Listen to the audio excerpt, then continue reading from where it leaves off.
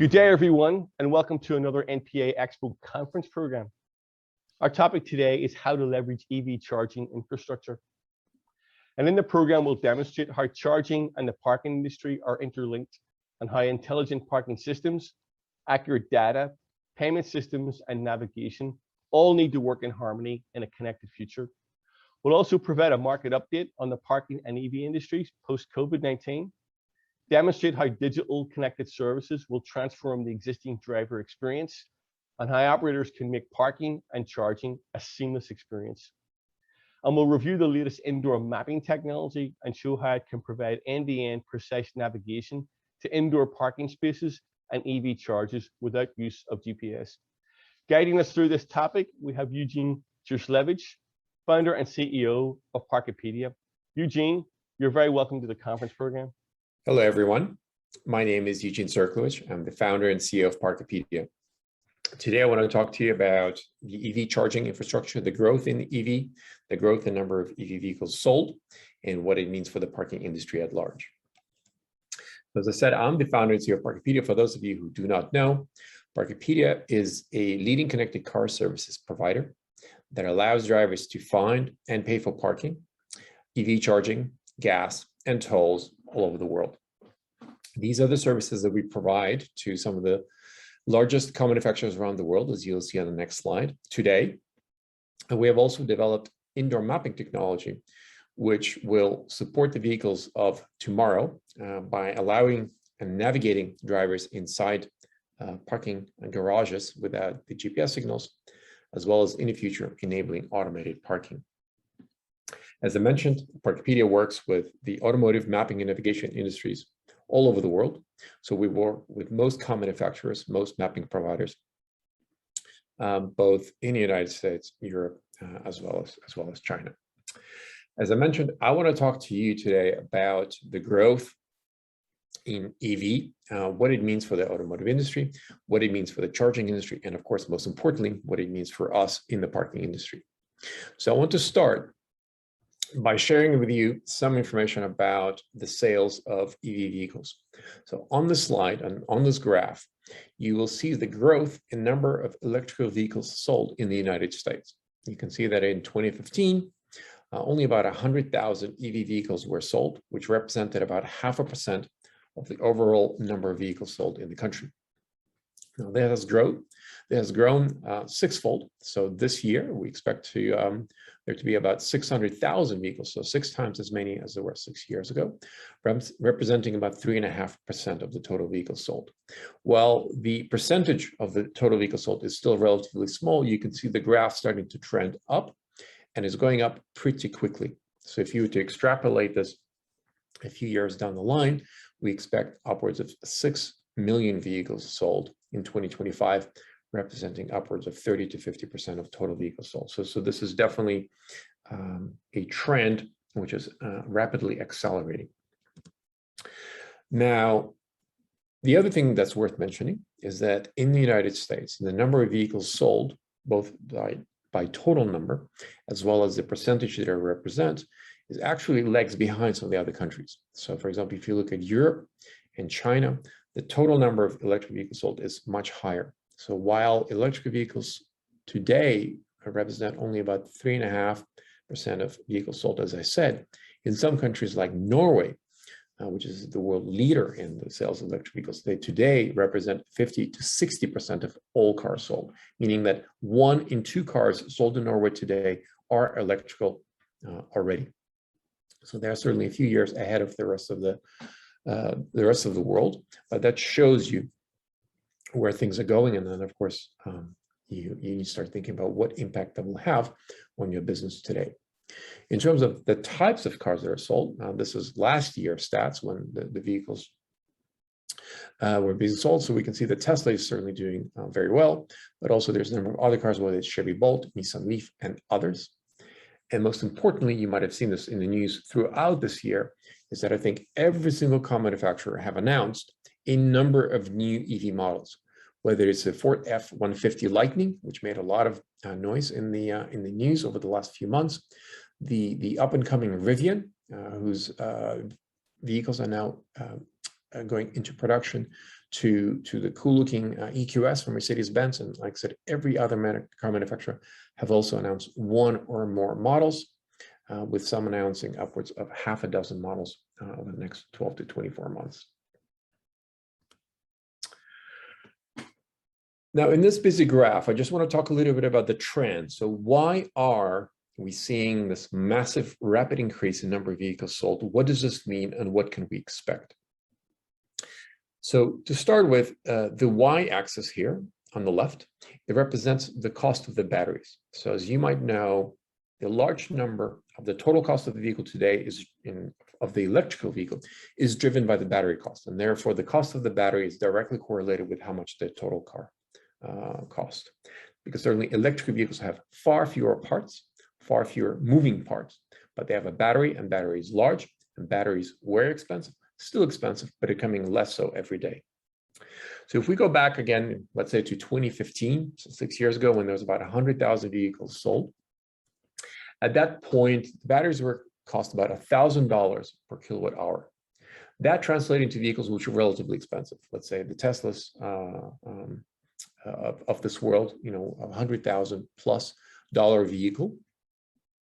So the so-called toy for the rich, meaning that people who want them can buy them, but certainly the mass market is not ready for them. Now, on the right, you can see the government action. That is, what is the government doing at that particular period of time to facilitate and increase the uptake of those vehicles as they try to decarbonize the economy and the transport sectors, because this is what it's all about in the end.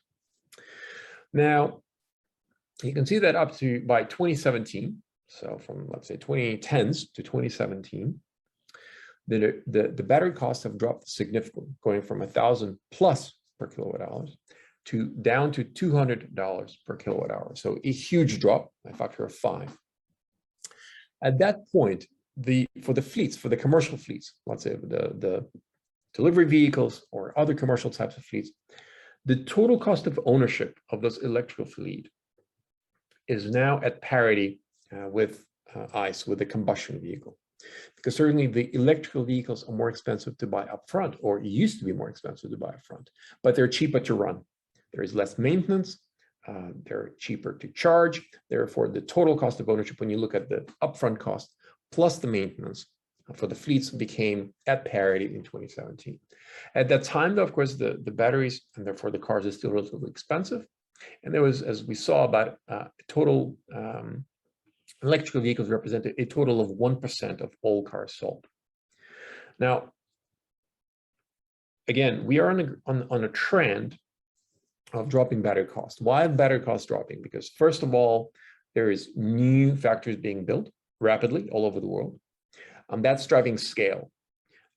So the improvement in A, battery technology, B, massive scale, is driving down those costs. I mean, we've seen this elsewhere, for example, in solar panels. You can see exactly the same drop, and it's driven by similar improvements in the technology, as well as just massive scale of production. So within, let's say, the next year or so, we're going to see the battery cost drop again by half. So we're going from $200 per kilowatt hour down to $100. So this is we're about at that tipping point, because at that tipping point, the cost of electrical vehicle without subsidies is the same of that of a combustion engine vehicle.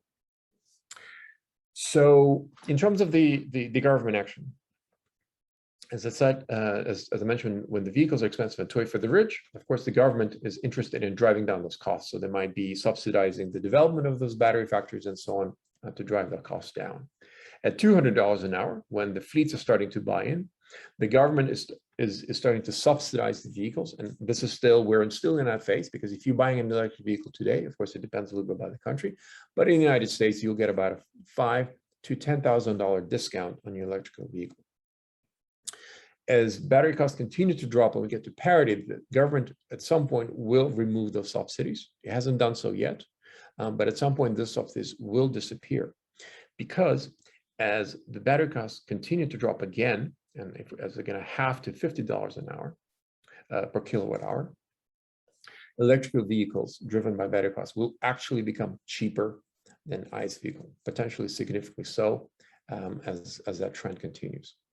And as that happens, the government, and this is again, we are somewhat in this transition now, the government, instead of investing just in subsidies, is also investing heavily in infrastructure. If you looked at the latest infrastructure bill in DC, you would have seen there is a large billions of dollars allocated to roll out of additional charging infrastructure. Because of course, the vehicles that are being sold, the increasing number of vehicles sold, have to charge somewhere.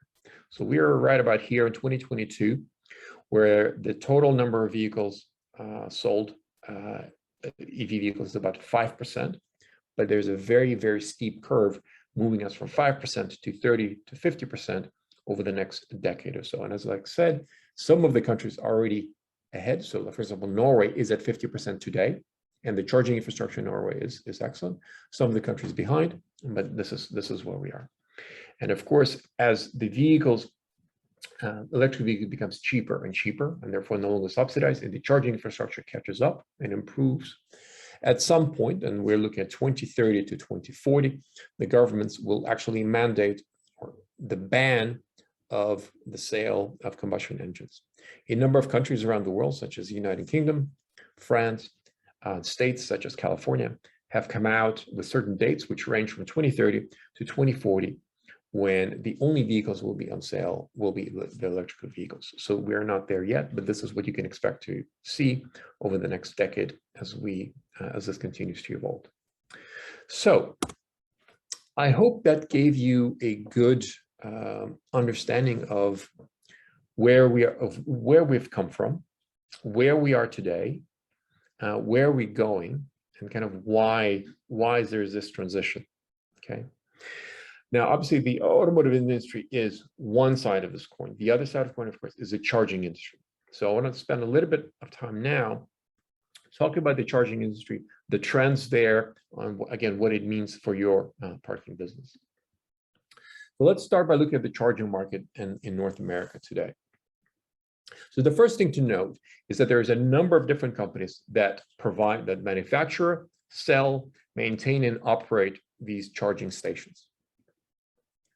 Some of the largest ones, like ChargePoint, which has recently gone public, you can see is probably the largest level 2 network. Tesla is also a significant player. The one thing to mention about Tesla is that up to now, Tesla's network has been proprietary, meaning that only Tesla owners could use and charge at Tesla chargers. Elon Musk has recently come out and said that he will open up the network to other non-Tesla drivers. We'll see in the coming months what that actually means. But Tesla, certainly in the United States, is a large network. The other thing to mention here on the right side of this graph is how many non-network chargers there are. So there is a significant number, double-digit percentage of the total number of chargers which are not network, meaning that the chargers are not connected. They cannot be remotely maintained. You can't potentially remotely activate them, certainly update software, and so on. So a significant number of them do not belong to any network either. One other thing, just to quickly to mention, in case you're not aware, chargers can be classified into 3 different so-called levels.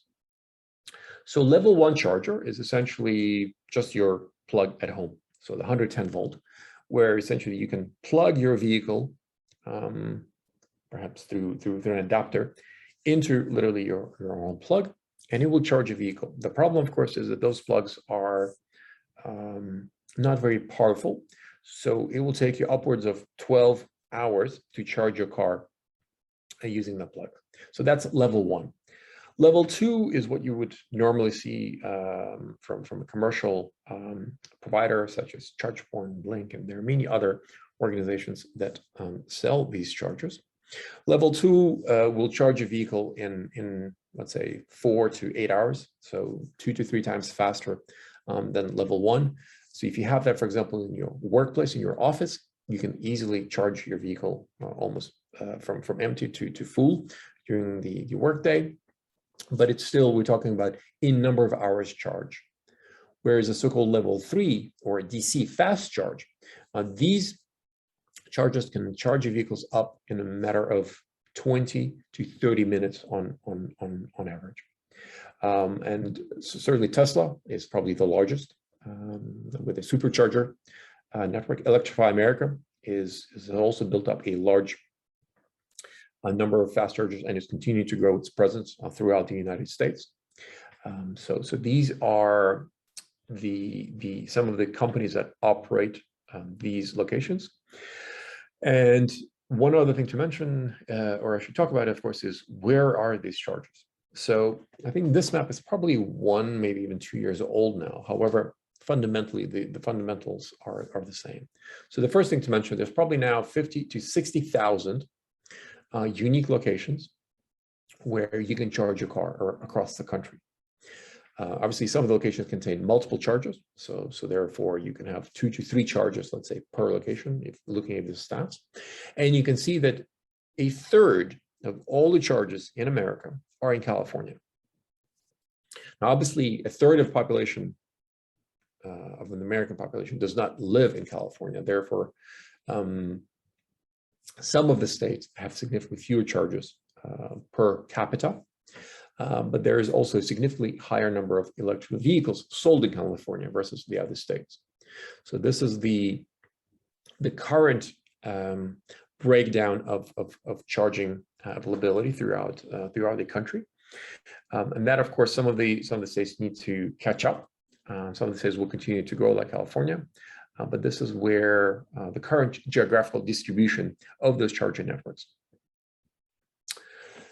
Now, I already talked about the rapid expected growth of electrical vehicles. So we talked about going from 1% in 2017 of total cars sold to 5% today to 30+% in the next 5 to 10 years. And as you can imagine, as we go from 100,000 cars to 500,000 cars or 600,000 cars where we are today to 5 to 6 million cars, the number of chargers will need to increase just as fast to be able to support all of these cars. So these the 2 graphs you see here on the left, you see the charging infrastructure, and so these are number of publicly available chargers which are not at home, which will be required to support the growth in vehicles. And on the right, you will see the annual investment required in billions of dollars required to make that happen. So as you can see, a very, very rapid growth, and also, relatively, let's say, expensive in terms of billions of dollars spent. Now, the thing to mention here, of course, is what you need to realize is that the road network that we have, the gas station network that we have, of course, have been built up over the last 100+ years.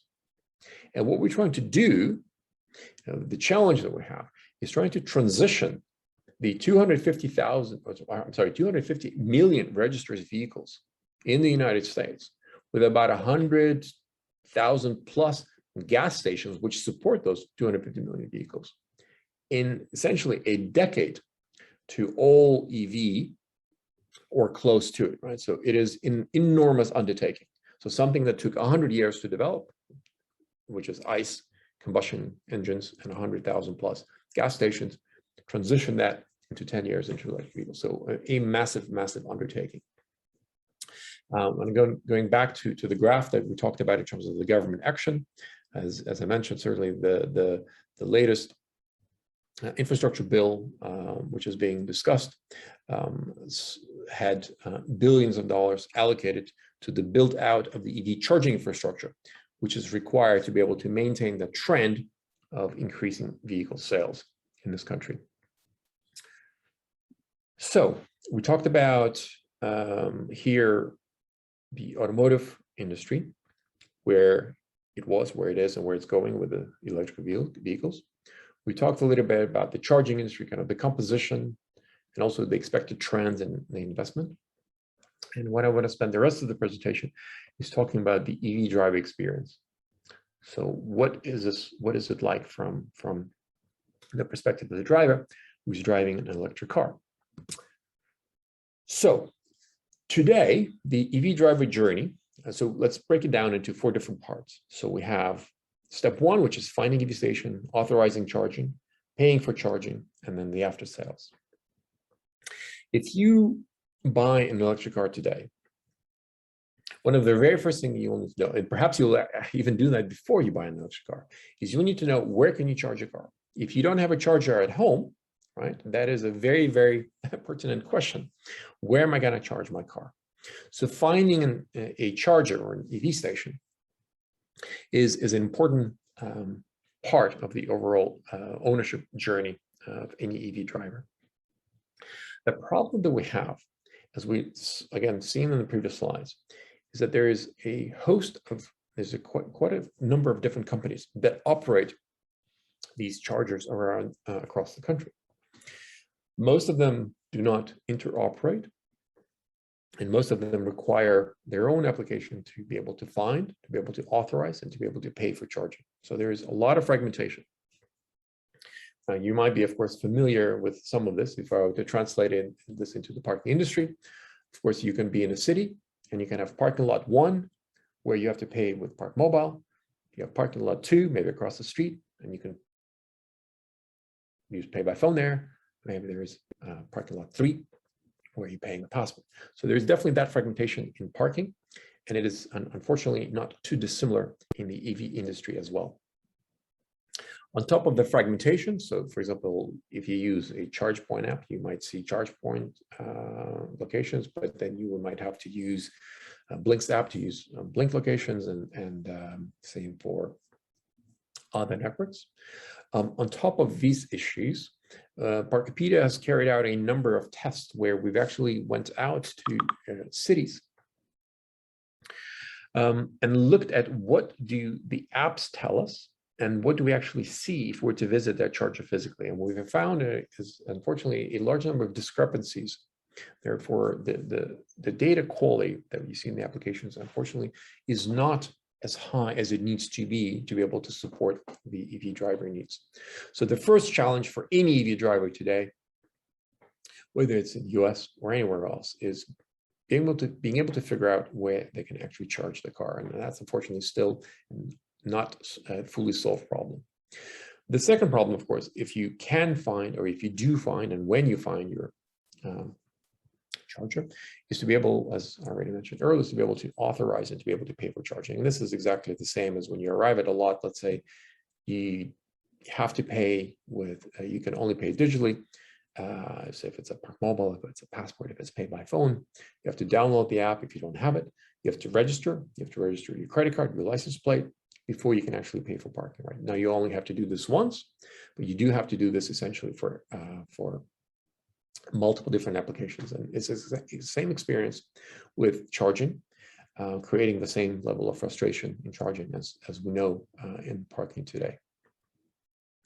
So these are some of the pain points from the driver perspective today. Now, if we look at the desired user experience, of course, the first thing, of course, is being able to search for and be able to find EV chargers. Drivers want something that's seamless, something that's comprehensive, right? I don't care if it's EV charging network A, B, or C. I want to know where I can charge. I want to know where the plug type, which supports my car, is available. I want to know if the charge is also operational, right? Is it available and is it operational right now? So kind of the basics that you would expect from as an EV driver. So that needs to happen. That needs to be seamless.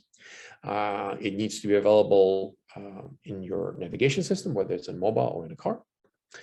So that's the most obvious one, and this is something that certainly Parkopedia is working on. The second part, as we talked about, is to be able to pay for the charging as seamlessly as possible.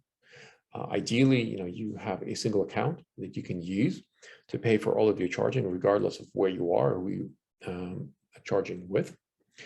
This is similar also to the parking pain point. Imagine if you have, as I said, 3 different digital parking payment providers, and then you have 3 digital EV payment providers. You can then have combinations, up to 9 different combinations of all of these different apps, and so you need to have installed in your phone to be able to use those in different locations. It really is a nightmare. It's difficult enough with parking on its own, or it's difficult enough on charging on its own. We combine parking and charging, which is of course what EV drivers have to deal with. It really is a nightmare, because let's not forget, in order to charge a vehicle today with today's technology, you have to be parked. which brings us to the next point. Parking and charging are fundamentally interconnected. As I said, you have to park before you can charge your car.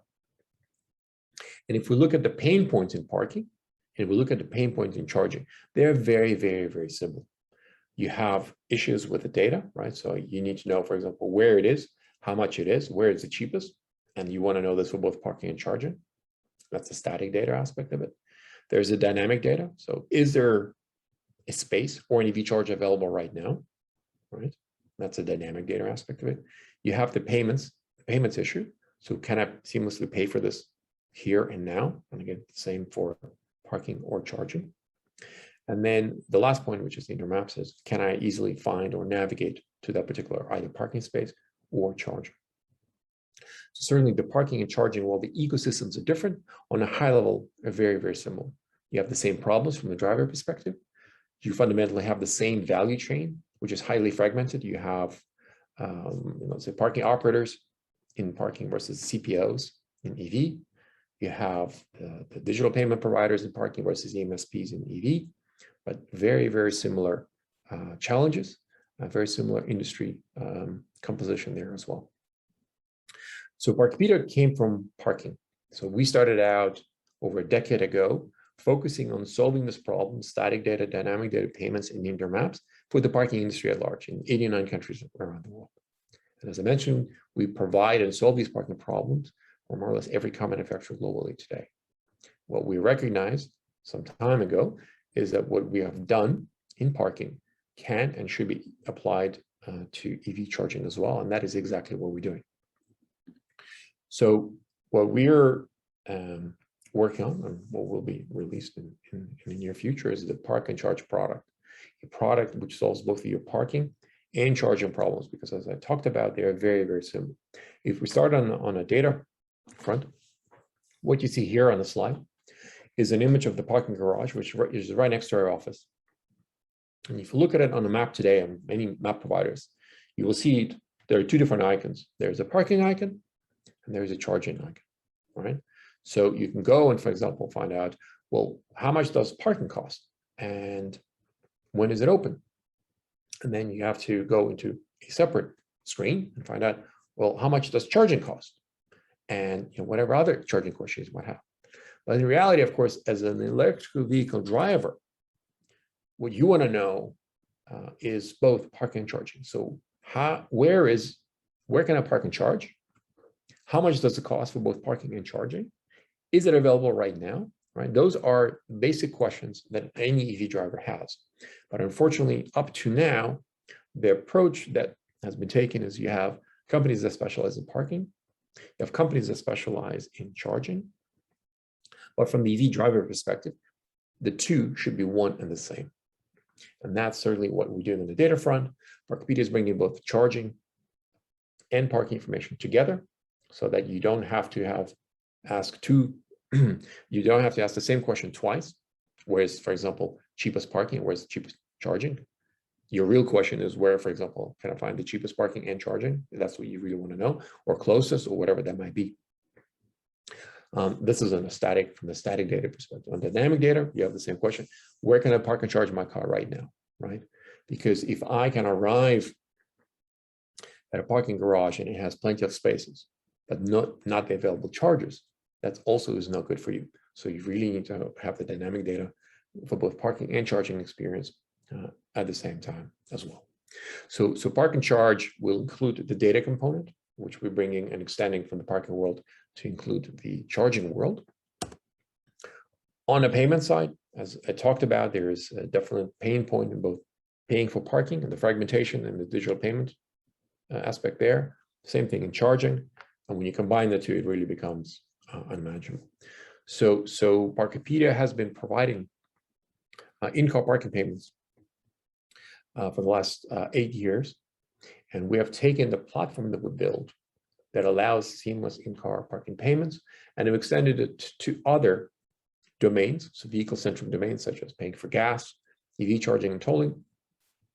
And in the context of parking and charging, we're looking to allow drivers to easily pay for both, as I said, for parking and charging. And that's something that's much needed, but is not available as a service today. And finally, the last bit, the navigation. As I mentioned earlier in our presentation, the static data, dynamic data, and payments that we are delivering to our automotive mapping and navigation customers today.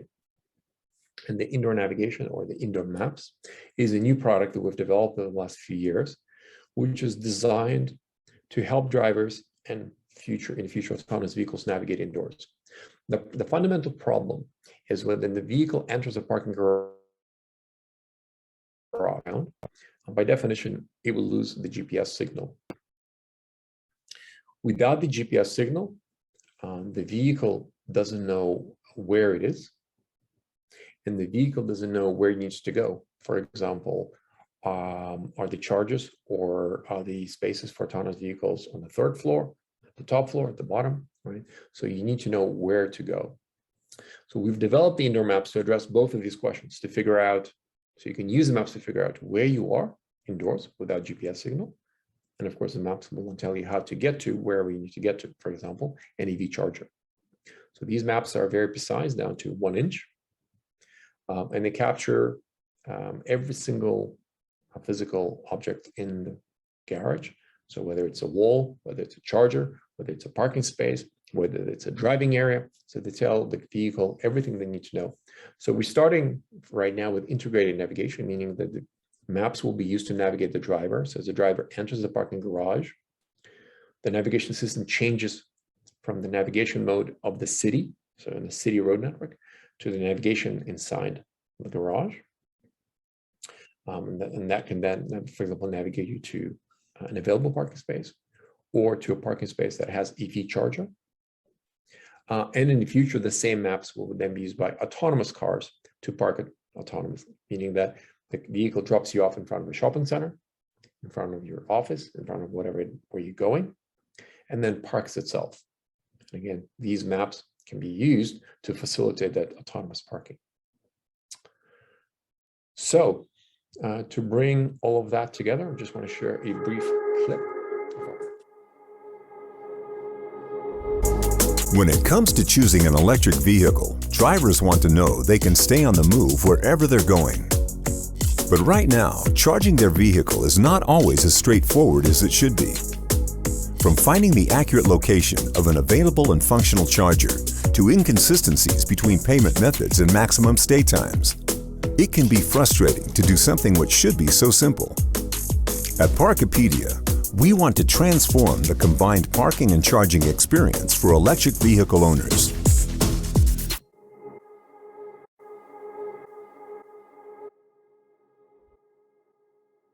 So as I said, we are building the Park and Charge product, which is designed to address the number of pain points that we've identified that EV drivers struggle with on an everyday basis. And this is, of course, to allow the EV industry, which is growing substantially, as we talked about, and it is to enable and to solve the poor customer or the driver experience that we have today, caused by low quality of EV data and the massive fragmentation in the industry. It's designed, the Park and Charge product is designed to deliver the frictionless experience, which easily answers basic questions you might have, such as where's the closest parking and charging location for you, or maybe cheapest, is it available right now? And of course, also then to facilitate payments and the navigation, the last mile down to the exact space with EV charger for your vehicle.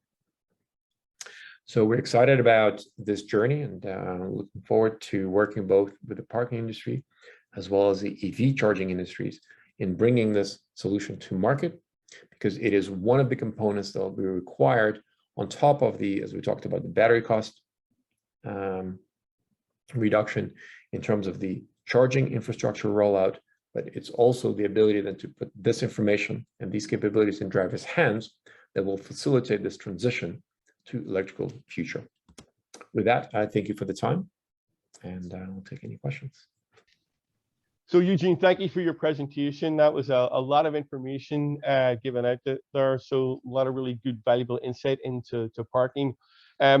it seems like the product that you've got and the service you provide really could add a lot of value to parking operators, because people are, as you say, are looking for parking, and they are looking for charging, and they're looking to pay for that all in one go. And they want it to be seamless. And in today's world, they want that to be both frictionless and contactless. Can you talk a little bit about the kind of value proposition that you're offering parking operators with the product and service that you've got?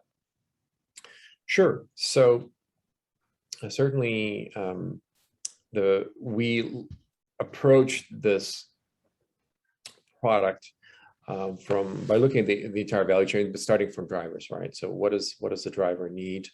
And then we also looked at everyone else in that value chain, and that of course includes everyone from the car manufacturers to the EV industry to certainly the parking industry. So from the parking industry perspective, I mean, the service that we're offering is certainly the ability for the drivers to find, and for the ability for the parking industry to show where drivers can park. As I mentioned, let's not forget that you need to park before you can charge your car, right? So if your parking facility supports the ability to charge a vehicle, and we'll certainly will expose that to customers, to the EV drivers in their vehicle, so that they know they can not only park there, but they can also charge there, which is of course a very important touch point for an EV driver who needs to charge. So one of the things that you mentioned there was one of the key insights that you meant was that people need to park in order to be able to charge. The two things are inextricably linked. I know that one of the issues that our designers within our parking consultants council and the people who are actually building and designing parking operations, one of the things that they're looking at is how many spaces do you need to provide for any given size of a parking structure. We've got spaces set aside for for ADA compliance, for Americans with disabilities, that sort of thing. Do you know from your experience in working with operators, how many spaces should parking operators provide for EVs? Is there a metric that would be useful for that? So as Parkopedia, we don't provide a service that necessarily answers the question of how many spaces there are, but we do work with third-party companies who we offer such data to in order for them to make such decisions, because certainly number of EV chargers is a question that comes up both for, let's say, commercial parking operators in their parking lots and parking garages, but also for other operators. So that could be a restaurant, that could be a hotel, a shopping mall, anywhere where there is drivers come to and where they park. Certainly the ability to charge is an important consideration. So we do work with third-party companies that offer services that enable that, but that's not the service that Parkopedia provides to the operators today. Now you mentioned we looked at the automotive industry, we looked at the charging industry, you looked at wayfinding, and you made that point that you have to find, you got to be parked in order to be charged. How does an industry like the parking industry, become a little bit more visible in that, so that the people who are developing charging stations in that understand that parking operations are a great infrastructure for that to begin with, that they should be part of the conversation, if you like? Sure. I mean, we have been engaged with the EV industry for some time, and certainly in our conversations with the EV industry, I think there is a pretty good understanding that the parking industry plays an important role, that a lot of the drivers, or percentage of the drivers, will use your traditional normal, let's say, parking lot in a city center, in a downtown area, to charge the vehicle as they go by their business. So I think there's a pretty good understanding, and I'm talking about having spoken to some of the executives at some of the largest EV providers in this country, that the parking industry plays an important role. So there is no way around that, and there's very clear.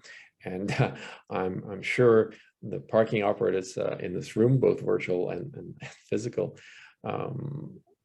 have had their share of approaches from all of these EV operators who, of course, try to sell their EV charging equipment as well as services to do that. So there is, as we talked about, a large number of the players on the market today that offer the service, different business models. But yes, parking industry and commercial parking operators play an important segment in the overall picture for the EV industry today. Okay. Well, that about wraps it up for today. I want to thank Eugene for joining the program and for his presentation. I want to thank the audience for joining us as well. And I want to remind you that you can get more content from NPA's conference program in the on-demand center on the PMX platform. Again, Eugene, thank you, and have a good day. Thank you very much.